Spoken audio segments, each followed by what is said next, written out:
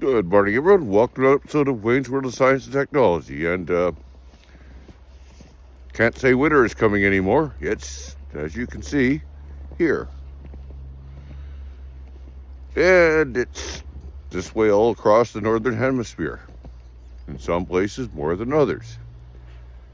Canada, well, Canada gets a fair bit of snow, and we're used to it. Even though we're used to it, people die in weather like this. Sometimes you put the brakes on, and all of a sudden you realize that you're on a patch of ice. Yeah, not fun. Now, as I said, we're used to it. So this makes a difference. Canada sent Ukraine more winter uniforms. We've been doing this since the start. It's probably made a difference to their survival. It's almost certainly made a difference to their ability to fight because, well, Canada knows snow. We know cold weather.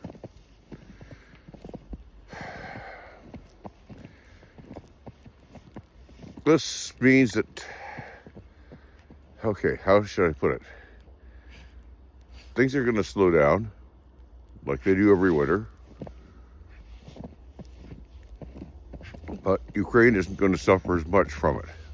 Not on the front line. Now, in the cities, things get really, really interesting. Because this is Ukraine's fourth year of having power problems. They've gotten used to it, and they've gotten all sorts of workarounds, like a lot of businesses having their own generators, and there being warming stations, places where you can grab a coffee, warm your hands, charge your cell phone.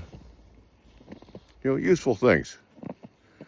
So, Ukraine is basically in about as good a shape as they could possibly be. Russia, on the other hand, this is the first year that they've been hit this way. They don't have the systems in place to handle it. And they're getting hit a lot harder than Ukraine got hit in the first year. And that itself is going to make one heck of a difference. Right now, I'm not expecting the front lines to move much, if at all. What I am expecting to see is huge problems on the Russian side, where it's going to become harder and harder to make things because they won't have power. All these power stations are getting hit. They won't have fuel. All the fuel processing, the refiners are being hit. Excuse me, the dog is pulling. They won't have a lot of stuff. You know, the railroads are powered by electricity in a lot of cases.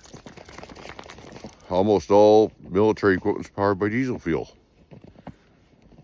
Your refineries are down, you're not getting any diesel fuel. Your power system's down, your trains can't move. And it starts adding up, and there's delays. Stuff doesn't get to the front. Soldiers need food. They need water. They need ammunition. All of a sudden, the stuff stops getting there. It's going to cause a lot of misery on the front, and it's going to cause a lot of misery in the cities where all of a sudden you've got people who don't have any power. And the Russian system is often centrally powered, which means they're pumping hot water through. So if the system goes down and the water freezes up, you've got real problems. At which point the building's heating might be out for the entire winter. Yeah.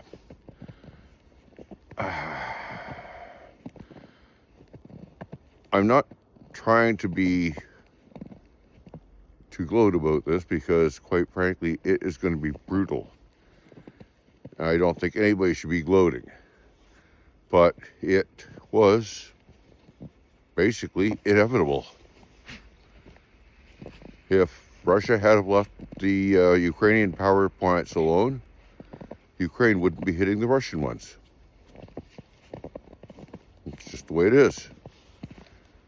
You do something, you have to accept the consequences. And right now, Russia is feeling the consequences in ways that they never thought was possible. Is this going to break them? I don't know. I mean, it's definitely going to put one heck of a kink into their supply lines. It's going to mean that they're going to have more and more trouble getting ammunition made and to the front. They're going to be less and less able to afford to pay for things. But beyond that, I don't know. It depends on how well they can adapt. Can they come up with a better anti-drone system? If they can, it makes a difference. Can they come up with better systems to shoot down cruise missiles, since there's quite a bit of evidence that cruise missiles have been quite effective against air defense systems? Well, if they can do that, it's going to make a difference.